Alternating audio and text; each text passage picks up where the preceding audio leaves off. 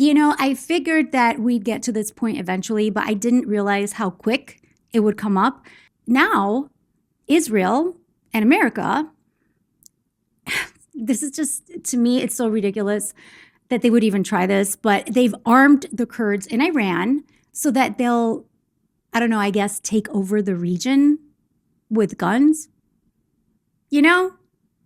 This guy calls it genius. I call it retarded, and I'll show you why. Let's get into it.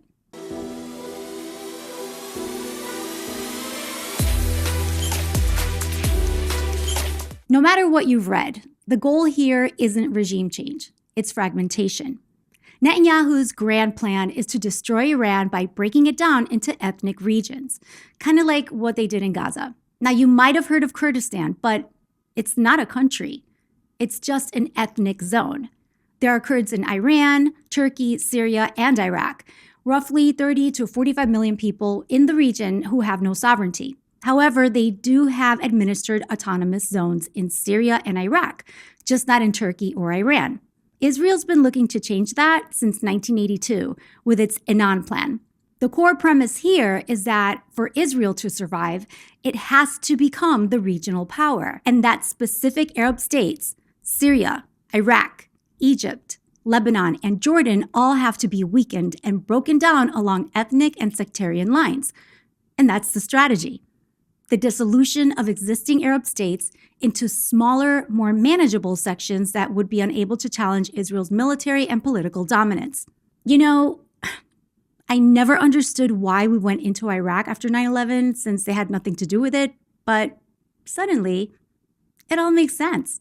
Am I right? Israel's ultimate goal, their fever dream, if you will, is the creation of Greater Israel, a massive land grab in the Middle East that essentially erases Turkey and Iran from the map.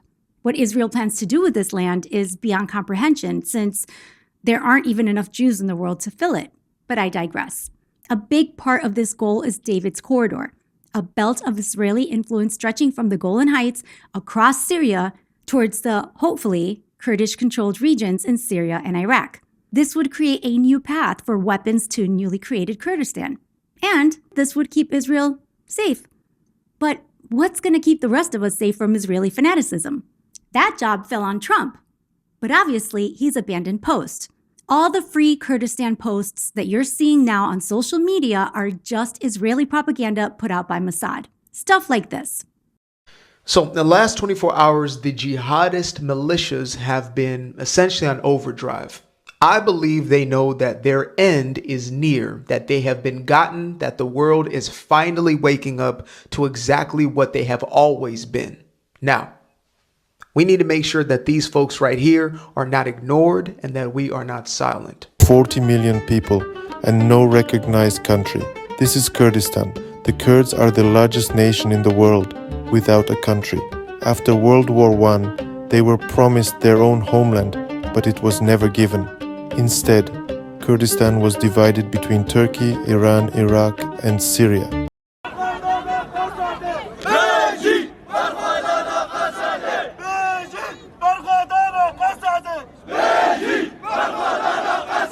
I don't know if you know, but Kurds in Syria are being right now. For what purpose? No, not because the Kurds are 1,000 Muslims. No. Simply because they exist, and the Muslims don't like that. Who are the Kurds? They're indigenous people from the Middle East, formerly Mesopotamia, with a history over 6,000 years old. Today, there are over 50 million Kurds, mostly spread out across Turkey, we call it Northern Kurdistan, Iran, Eastern Kurdistan, Iraq, Southern Kurdistan, and Syria, Western Kurdistan. All these countries have oppressed the Kurds and are still oppressing the Kurds. Look, I'm sorry, bro, but tough luck. Americans aren't willing to sacrifice their own people for Israel's or for yours.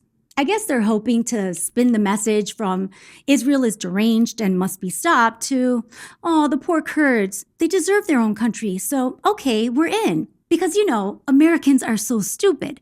And if they play on our heartstrings, then we'll get distracted and ignore what's actually happening. But they should know by now that more and more Americans every day are waking up to Israel's bullshit. The gig is up, we're all out of heartstrings, and all the propaganda and side issues, in the known universe can't unring that bell. Somehow, I don't know how, but somehow, they have convinced Iraqi Kurds to form a coalition to pressure Iranian Kurds to take up arms and challenge Iran's regime. That is insane, but that is the play. Because global leaders and analysts have publicly stated that regime change will not happen without boots on the ground. Israel's plan, a plan that they've hijacked our government to go along with, is to send in the Kurds. But Iraqi Kurds are skeptical, and rightly so, since any failed attempt on their part will put the Kurds in Iran in mortal danger. And their brilliant strategy to get around the Kurds' misgivings is for the US and Israel to gain total air superiority over northwest Iran. And then hopefully the Kurds will feel more confident in partaking in what would basically be a suicide mission. And if they do, then they'll have their precious boots on the ground. If. That's a lot of ifs. Kurds make up only 10% of Iran's population. They don't have the weapons, and even if they did, they wouldn't know what to do with them because they're not trained. A Kurdish uprising will end in a bloodbath, and they'd be stupid to attempt it. But that's exactly what Israel's counting on. Everyone else's stupidity. And that somehow, miraculously, arming the Kurds and filling their heads with fairy tales about autonomy will be enough to convince them to face a well-fortified, heavily armed regime that's trained and tested for the good of Israel. I meant Kurdistan, of course. Dear Kurds, remember when we screwed you over in Iraq? Remember that? And then again in Syria? Do you guys remember? And over the years, they have teamed up with the Americans, particularly many times. They teamed up with the Americans to try and overthrow Saddam Hussein several times in Iraq. What happened nearly every time? The Americans abandoned them. The CIA abandoned them to their fate. And many Kurds will be seeing exactly the same now. The Kurds were doing, as it were, the dirty work for the West, particularly the Americans. I was there in Rojava, which is this Kurdish area of Syria, several times between 2016 and 2019. They were there, the Kurdish forces, fighting on the front line, killing and dying in order to defeat Islamic State. Get it through your heads. You cannot depend on the U.S. Not even our allies can depend on us. If you take this mission, you will fail miserably, and we will not be there for you. We've already proven that. What part of this don't you get? At this point, Trump and Netanyahu are trying every manipulation tactic in the book, which is why this administration's stated goal behind the attacks on Iran change almost daily.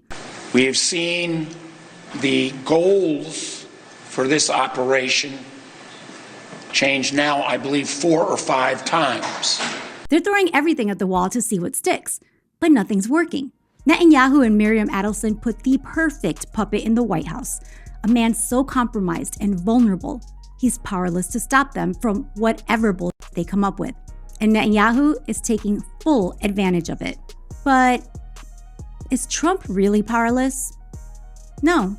He could stop this madness at any moment if he were just willing to do one thing. See you on the next vid.